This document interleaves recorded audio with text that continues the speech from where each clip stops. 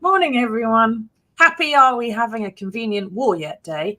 And welcome to the News Agenda with me, Fleet Street Fox. And today I'm joined by the Mirror's Deputy Political Editor, Ben Glaze. Morning, Ben.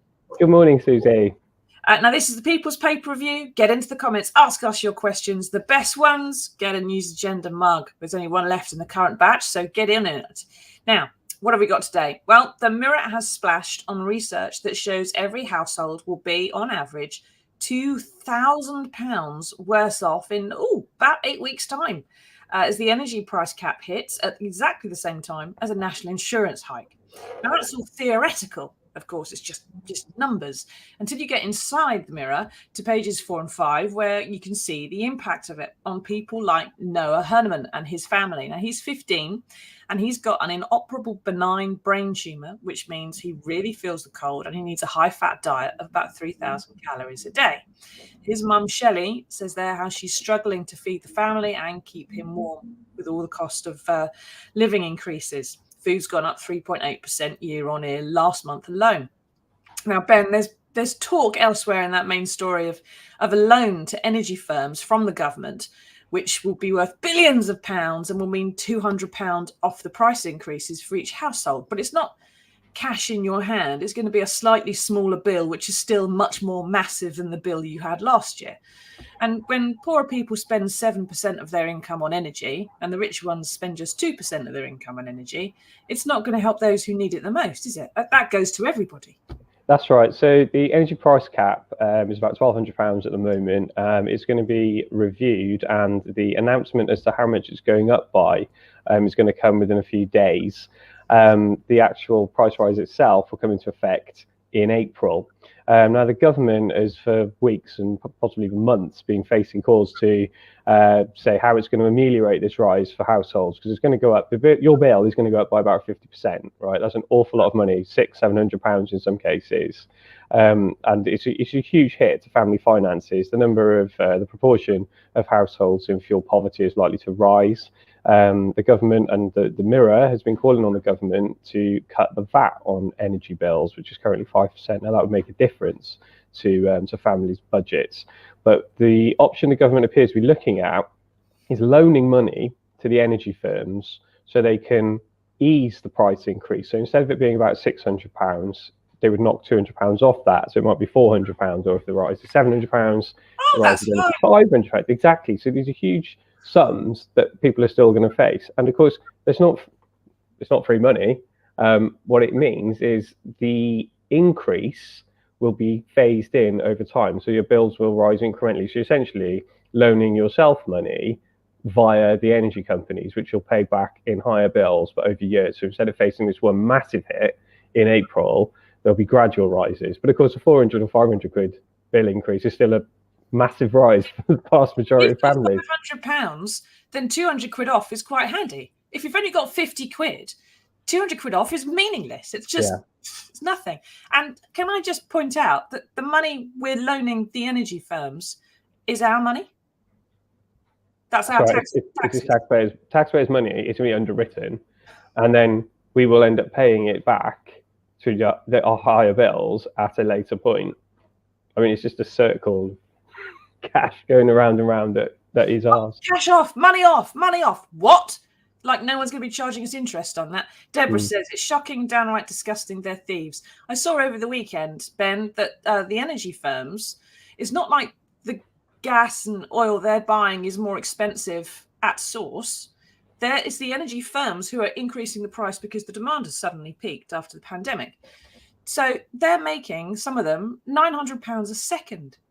These energy firms have got unprecedentedly massive profits, and we're loaning them money so we get a lower bill now, but we pay it all back over time anyway.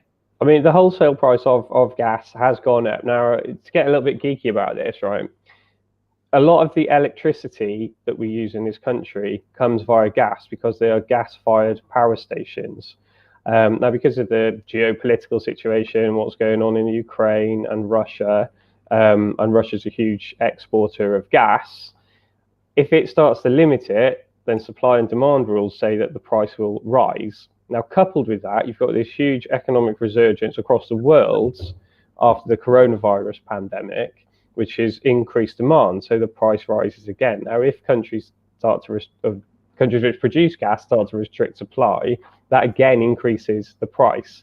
Now, there are lots of ways that we could have dealt with this earlier. For example, a much bigger investment in nuclear power would have left us less reliant on imports of gas. We've made a conscious decision as a country to try and drive down carbon emissions, so we're trying to use less fossil fuels.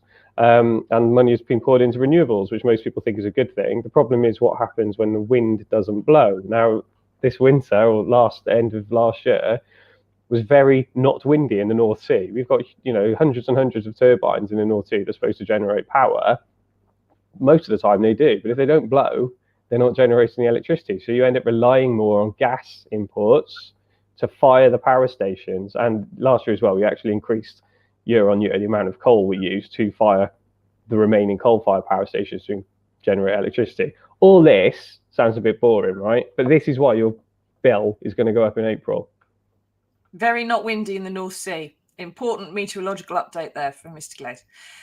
But well explained, Ben, and you've taken us through it. Thank you very much. Now, get into the comments. Ask us what's over on your mind. How are you going to be dealing with a sudden increase of 50% in your electricity bills? Are you going to find it easy? Are you going to find it difficult? Have you got to cut something else? What are you going to cut in order to try to find this money? Are you just hoping that it doesn't happen or Boris manages to pull a rabbit out of the hat somehow? Terry says, Boris, what the hell, gives 88 million to Ukraine. What about our country? NHS, the homeless. What on earth is this country doing, really? Yes, I think, Terry, we can't disagree with you there. Mike says, is there any legal obligation on utility companies to pass on these government loans, or are we expecting them to behave honourably? Now, we don't have all the detail yet, I assume, Ben, but you would have thought they would, well... You would have hoped that they would have had the sense to build in some kind of a caveat that goes, this money is for X. Yeah, now we have to stress that, of course, the government at this stage isn't confirming that this is their plan. It seems entirely plausible and seems quite a well-sourced piece that this will happen, but the government isn't confirming it. Now, in terms of will the companies be obliged to pass it on, I can only imagine that the government will have written into the deals with the energy companies that that cash must be used to pass on to ease the bills for consumers, for customers, for families, for households. I can't think they'll just give them the money and tell them, you can give that to shareholders, for example. Yeah, use it how you like, chaps, like they did for the last 2 years. I mean, they've had that handout. Surely they can put some requirements on the next one. Now, there's also on page 5 there's single mum Claire Palfrey, who has 3 children, and she survives pretty much on benefits, it would appear. When she has to wait for shopping until the disability living allowance comes in, she's budgeting, she's being as careful as she can. But her DLA for her youngest son was recently cut by £400 a month, which is a massive slash. Now she's wondering how she's going to cope. And she says if her bills go up by just £10 a week, she doesn't know how she's going to find any further economies. She's over there on the right-hand side saying, I can't afford even £10 extra on food for a week. I don't know where that could come from. And there seems to be this idea by those in government that if you can't make ends meet, if you don't have enough money, you just need to budget more carefully. You just need to buy less stuff. But if you've got less, there's nothing to cut without slashing something which affects your health and well-being, like your food for your children, like your heating. I don't know if I'm right in this necessarily, Ben, but is there anyone in government who understands what it's like to be that poor? Well, from their own personal experience, no, I don't think there is. There'll be some backbenchers who at some point won't have had jobs, may have claimed benefits themselves. But in terms of the senior ministers making the decisions. No, we had a prime minister who once described his £275,000 a year as a columnist for the Telegraph as chicken feed. We've got a chancellor who is married to a woman who is the daughter of one of India's richest men. He's literally a billionaire. The people making the decisions, and to be fair to them, some of the time they don't claim to have, been destitute like some of the people we report on. They don't say that they know exactly what it feels like, but they also say that they do understand some of the concerns and that they try to make things better for the people who are hard up. Now, the people that we're reporting on, and particularly people like Claire today, I mean, they can't know what it's like, the ministers. They cannot know what it's like for, the headline on this piece, I can't afford £10 food hike. Prices are going up. The part of this cost of living piece here is about record inflation month on month in items like food and groceries. Say record, I mean contemporary records, because 30, 35 years ago, inflation was high. You and I don't know what it's like to have 10% inflation, for example, or higher, in the 70s. But compared with the sorts of annual price increases that we are used to, this is going to bite. This is going to make a difference to lots of people. And people of our generation and slightly older who didn't know the huge inflation pressures of the 70s, for example, well, they're going to start to feel them in the coming months. You're going to really start to notice. Now, Kelly says, I'd like to see them live in poverty. There are one or two people who had difficult upbringings. Priti Patel, her family, I think she was born in the UK, but her family fled Uganda, and Idi Amin. Nadim Zahawi fled Iraq, came to this country as a refugee. There must have been times in their lives when there wasn't an awful lot of money in the family home, but they do seem to have forgotten, perhaps, what that felt like. And arguably, anyway, they're not the ones making the decisions about exactly all the cash and where it's going. But I do think that any Chancellor of the Exchequer on any party should just have a month living on benefits. When you take up the job, just that's it. And work and pension secretary, for that matter, everyone in government, stuff it. They should all just have a month living on benefits, and then they'd have a bit more understanding, perhaps, of how expensive it is to be poor, as someone was saying on Twitter earlier on. Now, Sorsha, I think, tell me if I've got that wrong. Instead of a bank bailout, now we have an electricity bailout. The Tories and the Greens have a lot to answer for. Oh dear. The Greens have gone down a bit in the popularity polls, Ben, after Partygate. Is that just because Green voters have started saying they would vote for Starmer after Partygate? Or is the fact all these green taxes and what the Tories keep telling us about how this is the fault of the environmental lobby, is that starting to bite, do you think? I don't think it is yet. I think the Greens, to a certain extent, are victims of their own success, because for so many years, a fringe group campaigning about stuff that was boring and wasn't interesting to lots of people. Well, now it's become the mainstream, and policies to tackle climate change have been adopted wholesale by mainstream parties and even by the government, that some people might think, well, what's the point of voting Green now then? Because everything they're saying about climate change, every other party's saying it as well. And what's interesting is over the past couple of years since that's happened, the Greens have started to campaign on other issues that aren't environment related. For example, I believe I'm right in saying they're proponents of universal basic income. So they're looking at issues which aren't necessarily to do with the environment as such, because they're trying to broaden their appeal.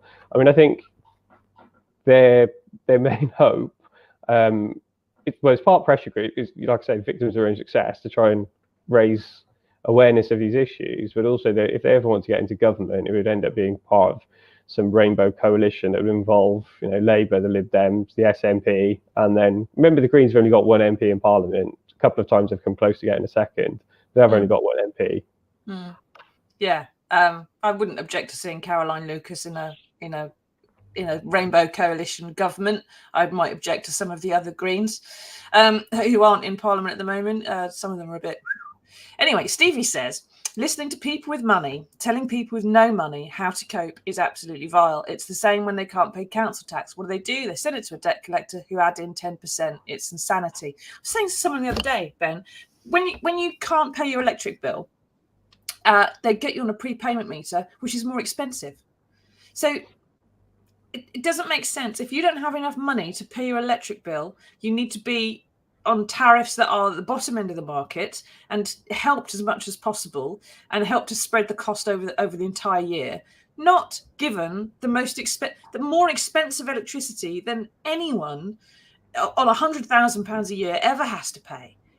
They punish people for being poor, like it's their fault. Like somehow if you make being poor difficult, that people will just stop being poor, that it's a lifestyle choice, not that it's a consequence of illness or circumstance or bad luck or abuse or violence or just the fact that you've got a vocation rather than a career.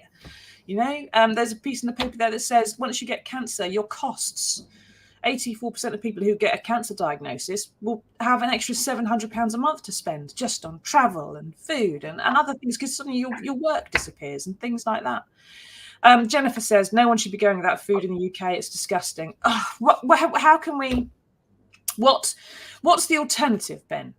Right, we've got a cost of living crisis. Labour's best idea is 5% off the bill. That's not even the 200 quid. Arguably, the government would be doing better than that by spreading the cost and lending ourselves our own money to pay our own bills and everything else. What's the alternative to what we've got? Right, so the unicorn that everyone is chasing is improvements in economic growth and productivity, right? Now, what that means in practice is if the economy generates more money, there's more taxes. If more taxes go into Treasury coffers, the Treasury, one, doesn't have to tax you as much, so the rates can come down and they can make more money anyway. And two, they've got more money to give to people through the welfare system, to spend on the NHS, to spend on education, etc., etc. Now, the growth figures at the moment are all skewed because they're comparing against the lockdown, right? So at one point we had record growth of, I think it was something like 12%. Now that's not genuine growth. That's because the economy shut down for 3 months in the start of spring 2020. More long-term growth, I was looking at these trends last week for an interview I did with the Shadow Chancellor, Rachel Riggs. Before the coronavirus crisis, growth was around 1.4%, 1.6%, right? The long-term projection or the medium-term projections that were announced at the budget back in October, the medium-term projections are again for about 1.4%, 1.6%. That is low growth, right? It is growth, but it is very low. It is not enough to keep pace with, for example, inflation, right? And inflation in certain areas, like it outpaces the average inflation. So, for example, one of the reasons the NHS consumes so much money is because inflation in the health sector is much higher than average inflation. So you need to spend more money at it to keep it staying still, to even stand still. And we are finding that with certain products that people need to buy, they are more expensive than everything else. So, for example, the food has gone up relative to the price of a TV, for example. Now, you buy food every week, you buy a TV, every 10 years, 8 years, something like that. People will notice when they go to do their weekly shop, people are noticing when they do their weekly shop, the costs are going up. And as we've seen elsewhere, Jack Monroe, the food blogger, has said, that the cost, the kind of food is changing as well. Your basic ranges, they're getting smaller and the prices on those are going up by up to 300%, whereas the cost of a, £10 Waitrose meal for two is still £10 and has been for donkey's years. Alan says, is anybody a billionaire here? A millionaire? If there is, please make yourselves known. Are you single? Yet we all be expected to bail this awful government out of the financial mess they have created, and we're expected to follow the rules to the letter of the law. This is adding in a lot, isn't it, to the sense of anger that we've got. While the Tories is perhaps hoping that Partygate and everything just sort of filters away, although we just end up with so many party revelations we get bored of it and we can't even tell what happened and what didn't happen anymore. In 2 months' time, suddenly everyone except the Tories are broke.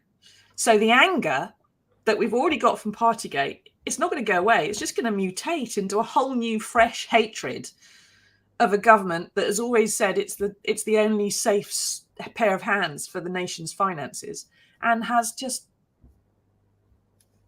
doesn't care.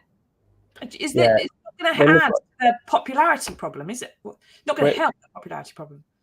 So there's two separate issues, obviously, Partygate and the cost of living. Partygate, people understand it. because they know what party is, they know what party looks like, even if the Prime Minister doesn't.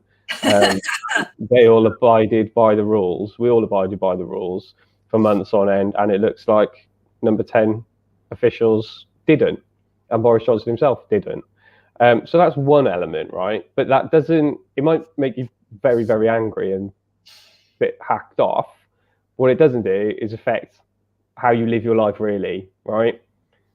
Then you've got cost of living crisis, which does. You will go to the supermarket and you won't buy something because it's too expensive, you can't afford it. You'll buy a cheaper version of something. You will make cutbacks. You will not stick the heating on. You might not, you might cut your Sky TV subscription, for example, something like that. That is a difference in how you live your life, and that is likely. This cost of living crisis isn't that temporary. It's not like 6 months, not a year. The gas prices are supposed to be above average until 2025. That's 3 years from now, right? You have to say what's above normal if something's lasting 3.5 years. But yeah, this will start to hit people in a very tangible way. Yes, very noticeable. And just around the time of the next general election, if Boris holds on that long. Well, why wouldn't that be 1997 all over again? Be great. Love seeing that. Anyway, very briefly, now speaking of money spent and wasted, it was revealed yesterday on page 199 of a Department of Health report that 8.7 billion spent on PPE has been written off. 2.6 billion, a quarter of it, was spent on PPE that wasn't fit for purpose, wasn't suitable for the NHS. Some of it expired before it could be used, and the biggest amount, £5 billion worth of it, was because the value dropped because we paid far too much for it in the first place, because we were doing it in a panic, because we had let all our PPE stores get depleted when we had the pandemic hit. So that 8.7 billion, someone was saying yesterday, is equivalent to a pile of £10 notes 60 miles high. Right? I don't know how someone worked that out because it's very thin, £10 note. Anyway, 60 miles high. That is the distance from Dover to London, just about, something like that. Now, Ben, how can they lecture people on household budgeting when the government has, to coin a phrase, spaffed billions up the wall? First of all, this 60-mile high £10 note pile, are they like newly printed, so they're totally flat and crisp, or are they in your pocket, bit crunchy, don't sit flat? The calculation was probably made on the basis of, 0.5 millimetre. Yeah. But one of my colleagues, Mikey, he likes to do everything through the prism of Freddos and how many Freddos it would buy. So this 8.7 billion, yes, it sounds like an awful lot of money, doesn't it? And 3 years ago, it would have been an awful lot of money. Now it's like, it's an extraordinary amount of cash, right? Just because we've got used to these ridiculous, eye-watering figures, and this 8.7 billion is around, is included in the 400 billion pounds that the country has spent battling coronavirus. And just to go through some of these figures, right? 673 million pounds of equipment unusable, right? So it gets here, and we can't use it, full stop, might as well put it on a bonfire. 750 million quid on items not used for the expiry date. So that piece of cheese in your fridge, right, you spent £3 on, and it's a couple of days out of date, you might have a go at it because, well, what's the matter? Scrape the mold off, stick it on a Jacob's cream cracker, it'll still taste all right. You can't do that with PPE, right? Because if it's degraded, it might let some of the virus through, and it's then pointless. So you have to chuck that. And then, the depreciation in stuff that we paid over the odds for in the first place. Now, this bit, I do have a slight bit of sympathy with the government, because I was writing, right, 2 years ago, or almost 2 years ago, doctors, nurses, care staff don't have personal protective equipment. They don't have masks. They don't have visors. They don't have aprons. If the government basically wrote blank checks to go say, look, we need to get this, we'll pay whatever it costs. Well, I think that's all right, actually.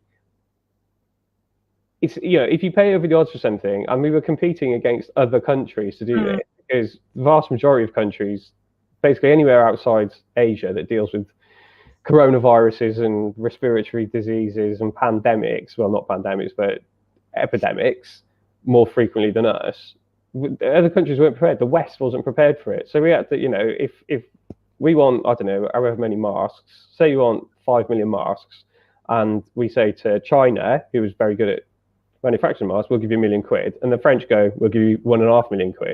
Well, then it becomes an auction, doesn't it? Do we get outbid by the French? Or do we go? Oh, how big by the French? But what we Exactly. should have done, Ben, is have the PPE stockpile updated and ready to go that the pandemic preparedness report said we ought to maintain. Exactly, and there was an exercise called Operation Cygnus a while back, right, way before the pandemic, which looked into preparedness for pandemics. Now, one of the things I think that was identified in that was PPE, and of course, the whole country was prepared for a flu epidemic and not a coronavirus epidemic. If we'd have built up the stocks, and remember, it's insurance, right? You've got your car insurance. You hope never to crash your car because you don't want to use it, right? PPE, you hope you never have to use it because you don't want a pandemic. So it is insurance. So you do have to buy it and you do have to store it, and it costs money to store it. You know, part of this cash is paying money at port facilities to keep them in thousands of shipping containers. That actually, in a separate issue, is pumping up the price of other stuff in the shops because there's a shortage of shipping containers worldwide. But it's an insurance policy. You buy it, hope you never have to use it, and then when it expires, you throw it away and like, well, thank God we didn't have to use that, but if we did, we had it. Well, of course, it's an easy cost to cut when you're trying to make cutbacks because, like, well, there probably won't be a pandemic, so let's just not buy that. The metaphor fails there, Ben, because it's illegal to drive a car without car insurance, and it's not without illegal third-party car insurance. You can have fully comp insurance. Yeah, without pandemic insurance. So you think it makes sense? Now, just because you mentioned it, Ben, while you were talking, I went off and had a little look at the cost of a Freddo. 25 pence. And inflation itself used to be 10 pence. Well, it's just 25 pence. There you go, massive inflation. But that equates to, if that 8.7 billion is talked about in piles of Freddos, that would be a pile of Freddos that has 348 billion Freddos. That's Freddos, isn't it? What they wasted. And if you said each Freddo was equivalent to a mile, I don't know why I thought this, I just did. They're really that big. Yes. But if you laid all those Freddos out in a row, I don't know how long a Freddo is, but if each Freddo was a mile long, it would be 24 times further than the Voyager 1 spacecraft has gone from planet Earth. That doesn't make sense, that metaphor. I don't know why I looked into that, but anyway. I don't know how far the Voyager spacecraft's gone. 14.5 billion. 14.5 billion kilometers, I think, from planet Earth. It's out there in the interstellar space now. And what's that in Imperial? Huh? What's that in Imperial? Oh, don't start me on that. It's too early in the morning. Now, Sarah says, if the toxic Tory herd of pandemic doesn't kill us, starvation and freezing will. Toxic Tories care less. We're not going to freeze immediately because it is going to be spring and then summer, as long as it's not like last spring and summer, which was soaking wet. Sorsha says, sorry, but if there's a world crisis, there should be no prices on anything, equipment, or the PPE, I think. Why should corporations make profit out of a crisis? All this was a moneymaker for a lot of people. For only a few people, Sorsha, all of whom had Matt Hancock's text mobile number. So, and we're in the VIP lane. So some people did make some profit, but not a lot of them, unfortunately. Otherwise, we'd all be a lot happier off, won't we? Now, there is some other stuff going on. Very briefly, talking of unnecessary expenditure, Ben, the PM was in Ukraine yesterday, talking big about how much blood would be spilled if Russia invaded, but then saying there'd be no British troops involved and all he'd do is freeze some of Putin's assets. Now, Putin, this is your story in the paper. Putin's been threatening Ukraine for the best part of a decade. This is the first time Boris has, I think, unless he did it as foreign secretary, has visited and talked like this. Is this the distraction from Partygate that many people think it is, or are we being too cynical? Well, he was actually asked that in terms yesterday at the press conference. Was he exaggerating the threat? The question also actually asked, was the US exaggerating the threat posed by Russia to the Ukraine, which sort of takes it away from Partygate. If potential World War III can come at any time, then it's coming at a good time for the Prime Minister because it does distract slightly. But 130,000 Russian troops massed on the eastern borders of the Ukraine, that is not good for European security. We won't fight. We won't send British troops to fight because Ukraine isn't a member of NATO, which actually part of what Russia is doing is they want NATO, the North Atlantic Treaty Organization, to rule out ever admitting the Ukraine as a member.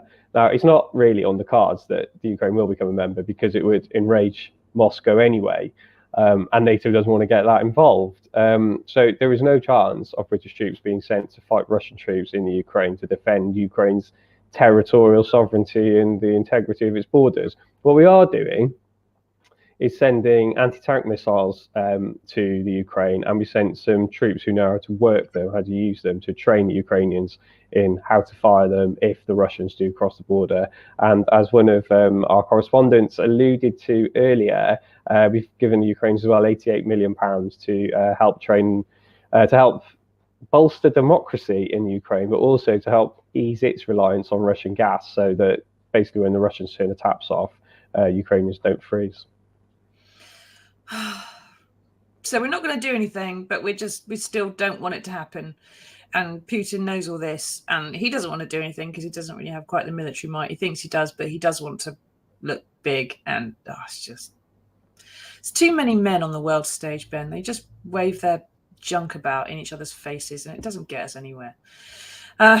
Anyway, thanks for explaining that. So World War III has come at a good time for Boris Johnson. I'm glad something's going right for him this week. But we do have some good news in the world, and we've looked very hard for it today, and here it is.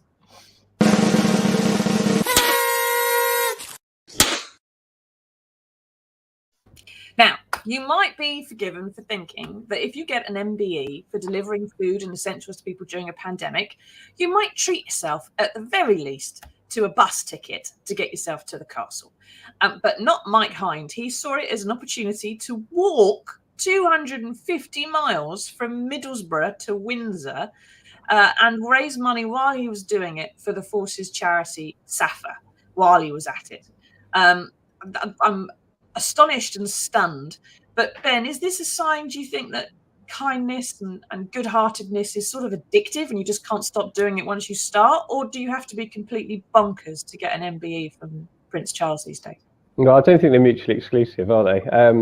Fair play to Mike Hines here for walking the 250 miles. And of course, in the winter as well. He's not doing this in June, is he? No. It'd be dark at 8 o'clock in the morning and it's dark at 4 o'clock at night. So you haven't got a huge amount of daylight to walk to Windsor. But he's done it. He raised £26,400 for SAFA, the Armed Forces charity. There's some lovely quotes in this piece as well. So Prince Charles congratulated him as he gave him the MBE, and also congratulated him on this feat of walking 250 miles. And then he told Mike, "You've earned a whiskey, so go home and have one." Which so walk back home. There's even a whiskey there. So yeah, walk 250 miles home. But then Mike's plight gets a bit even worse. This piece says, his hopes of relaxing in style when he arrived were dashed. We booked the hotel specifically with a spa, but when we turned up, it was closed. So I had to put my feet in the sink. Now, Mike's walked 250 miles, treated himself to a luxury spa break, gets there, the spa's shut. Now, as someone, right, who spent 4 days walking around Rome on a holiday in 2012 in August, really hot, and I thought I'd bought a really decent pair of trainer walking shoes for it. They were horrible. Like, it was basically like walking on coals the whole time. Each night when I got in, after walking probably about 10 miles around Rome each day, I had to run a cold B-day and stick my feet in it for half an hour every night. So I feel Mike's pain. I feel the pain of having walked 250 miles to be told by the prince, the heir to the throne, that you definitely deserve a whiskey, and then not to be given a whiskey, but to be told to go back to Middlesbrough and buy your own. Honestly, I know we're cost-cutting, Charlie, but that's not the attitude. Now, Grace says, Mike Hines, MBE, you're TV famous now. Keep up the awesome work you do. Yes, Mike, if you see this, fantastic. Well done. Good work. Excellent effort. Corin says, comes the whiskey where no sick pat position. Don't know what that means. Thank you for joining us, Ben. We're going to have to wrap now. Amy says, is it just me or does everyone else cringe every time Boris opens his mouth? He just mumbles. My daughter, who is 5, Amy, looked at Boris Johnson on the news the other day and said, you can tell he's lying because his lips are moving. And if a 5-year-old can spot that, then hopefully at some point soon, the Conservative Party will be able to catch up with her. Thank you for joining us, Ben. Thank you, everybody, for taking part. We will see you again on Monday for another edition of the News Agenda and probably some yet more revelations as to who's had what parties over the weekend. Thanks for taking part, everyone. See you next week.